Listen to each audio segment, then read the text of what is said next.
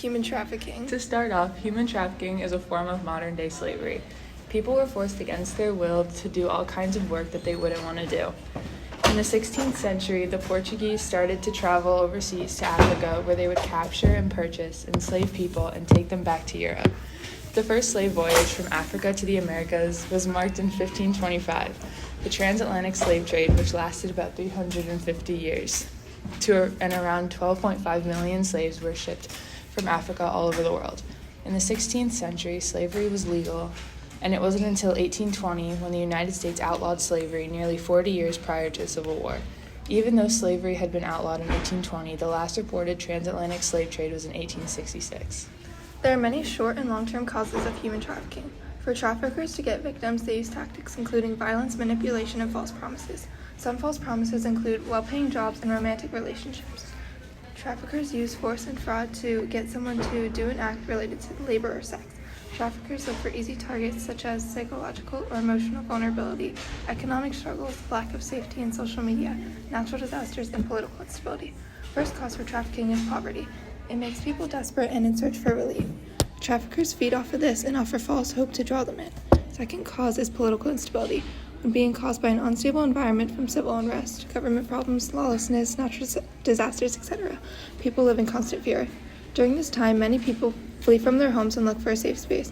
Without support of family, they usually end up homeless or in temporary housing, and traffickers are ready to take advantage of them in their tragic state. Next cause is gender inequalities. Many women are viewed as property and not a human being. They're seen as less than men and paid less for equal work. Women who live like this have fewer rights but follow these rules for religious reasons. They have limited healthcare, education, property, and makes them vulnerable to traffickers. Next is addictions. Addictions cause those who depend on drugs to be vulnerable and become a victim. Traffickers will give drugs to those who they force into labor or sex, and it makes them less resistant. Once they get addicted, the traffickers use this to keep the cycle of abuse going. Next is online vulnerability. Traffickers will prey on their victim situations, and they will do this by using fake unemployment opportunities. This makes it easy for them to find victims' personal information, and they may find things like financial struggles, low self-esteem, and family problems. Traffickers may also pretend to be in a romantic relationship or be a friend and offer help and want to meet in person. Other ways they will use you online include job recruits or modeling companies and agencies. Lastly, preying on victims. It is easiest to find someone desperate and vulnerable. They prey on those who need an education, job, better life, flee an abusive home, want to fall in love, want to get married, or want a family. All of this linked together shows a human desire to have a better life. What are some previous attempts that have been made to solve human trafficking? Attempts that have been made to stop human trafficking have pretty much all failed. In 2000, the UN had launched a protocol to prevent and punish trafficking in persons, and 177 countries had signed it. This is an issue that will always be there because punishments aren't near what they should be, and traffickers go to jail just to get out and do what they know how to do. And what's happening? What is the issue? Human trafficking compromises economic and political and international stability. It harms the well-being of individuals and communities everywhere. It undermines the rule of law. It is a crime of exploitation. Human traffickers will prey on all ages and all nationalities and use them for their own profit. There are two kinds of human trafficking that is recognized in the U.S., the first one being forced labor and the second one being sex trafficking.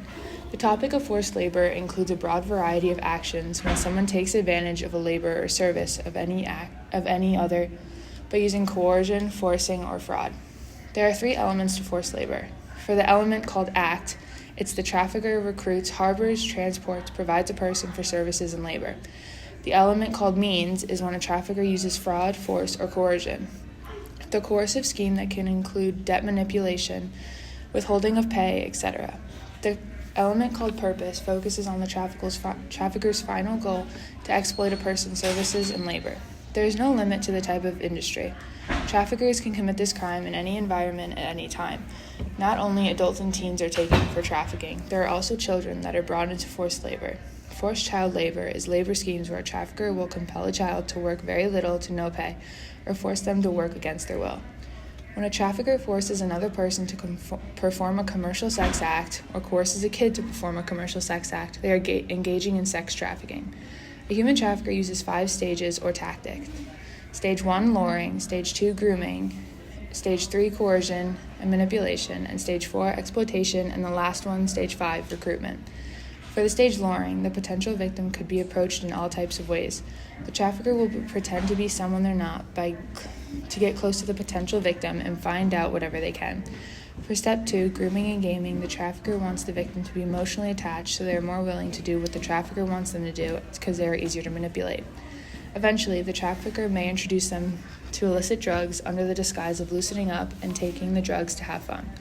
For stage 3, coercion and manipulation, this is when the relationship starts to go bad. The trafficker will tell the victim that if they do what they want, then things will go back to how they were in the beginning. The victim will then do anything to get the trafficker's love and attention back. For stage 4, exploitation, the trafficker will then physically, emotionally, psychologically manipulate and force the victim into sex work. With information gathered from earlier phases, they will use that against you by threatening to expose you to prevent you from leaving. The final stage is stage 5, recruitment. This is the point where the trafficker has fully manipulated the victim into working for them. The trafficker will have the victim gather others that will become victims, and then it will once again make it seem as if they're back to how it was in the beginning. Different states handle these situations differently, and in some states, cities have more cases in trafficking than others. For example, top 3 states with the most trafficking is California, Texas, and Florida. These states have large populations, significant transport networks, international borders, and that makes it easier for sex trafficking to happen. There are many people involved. Victims include many people from men, women, and sadly even children are trafficked worldwide. Victims can be of all races, ages, genders, and nationalities.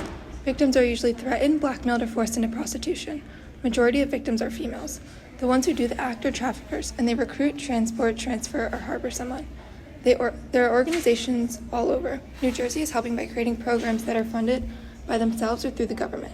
These help to educate and make people aware of what is going on. They also help financially, mentally, and provide shelter for victims who have experienced being trafficked in any way and need help. One organization is called the New Jersey Coalition Against Human Trafficking, and they plan speeches, educational programs, and campaigning. Government staff coordinates and participates to be able to hold the responsibility from criminal enforcement, victim outreach and service, public awareness, education, etc. The National Action Plan gives a 3-year approach to stop trafficking by making stronger prosecution on traffickers, enhancing victim protection, and stopping crime from occurring in our borders. By this 3-year plan, we see the government doing its part in spreading awareness and trying to bring safety to our country. Who's vulnerable and what groups of people are being impacted? Individuals that are vulnerable to human trafficking are kids in welfare systems, runaways, children in foster care, homeless youth, children from other countries that are here without citizenship and lawful immigrant status. Individuals coming to the U.S. to seek asylum. There are different views. The first view is the government's take on how to resolve this conflict. They get staff to hold people accountable, protect, and prevent. Each state has a different view on how we should punish/help. We need to protect all citizens and keep everyone safe. A couple jurisdictions say this also includes purchasing, benefiting, and profiting. Most states require that for legal action, they must have put their victim in a labor or sexual position that they could not get out of. Some states say it is mostly just physical force, but others say it is psychological control, financial threats, legal harassment, and drug addiction. The penalty depends on the audience. The government also provides civil standings and restitution so they have financial time to recover from their trafficking incident. Although the government is working together, they are split on how to help through laws versus helping by organizational events and now we see the people's opinion on how they believe it is best to help. We help in ways including learning the signs along with red flags and indicators. These signs may be different things from depression, or victims may be scared to talk about what happened. You can help by reporting a tip online to help others who may be in a situation like this. Spread the word and raise awareness in your community. You can do this many ways, by peaceful protests, donations, and more. When you go shopping, make sure to think first because clothes or food may be made by child/forced laborers. Lastly, volunteering locally is a great way to support your community and show that you care and are interested. Do not confront a trafficker directly and don't alert the victims to suspicion. A victim of having the unimaginable happen to them could react in so many different ways. They may experience PTSD from all they've been through, may have difficulty in relationships down the line, suffer from depression and anxiety, and/or memory loss. They can develop guilt, shame, fear, and many other forms of mental trauma. In New Jersey, trafficking is a first-degree offense. If there are minor charges, there will be around 20 years jail time without release on parole. Those who are involved but not the main source will be charged with a second-degree offense that includes transportation, supplying, and forged documents. Criminal restraint is a third-degree offense, and this includes restraining a person's movement or threatening them with physical force. Current solutions. The main current solution is a hotline, which works with police and professionals and sends a signal to authority. The hotline gets calls for pornography, commercial sex, and labor. Stay informed by watching the news, reading things on Twitter, and more. Raise your voice and speak up to your community, family, and law enforcement. Our first solution to this problem is having schools teaching kids on the reality of our subject in the world today. We face trafficking problems every day, and we should not only teach kids how many incidents we see, but how to protect themselves. We need to teach them the signs and what to look for in a person. Next, we need to help with mental health, which may require less schoolwork, longer breaks, and giving kids time to live without constant stress of schoolwork. This stress can build up and affect a person psychologically, which may lead to insanity. Third, the government has the power to put in laws, organizations, and awareness about this subject. They have the ability to help, and although they have many worries, this one is becoming bigger than ever and needs to be stopped right now. Next, when crossing the borders, parents and kids should be interviewed to make sure they feel safe and everyone is okay. The first case that we have is one of the biggest cases that is happening in the U.S. right now.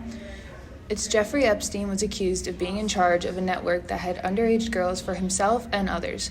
In 2019, Epstein had been arrested for charges of sex trafficking minors. Epstein died by suicide in his jail cell in 2019, and that sparked significant controversy and allegations conspiracy. In 2021, his wife, Maxwell, was charged with sex trafficking by getting girls for her husband and his associates to abuse. A direct quote from Judge Allison J. Nathan: Miss Maxwell worked with Epstein to select young victims who were vulnerable and played a pivotal role in facilitating sexual abuse. Maxwell was then sentenced to 20 years in prison and had to pay a fine of $750 million.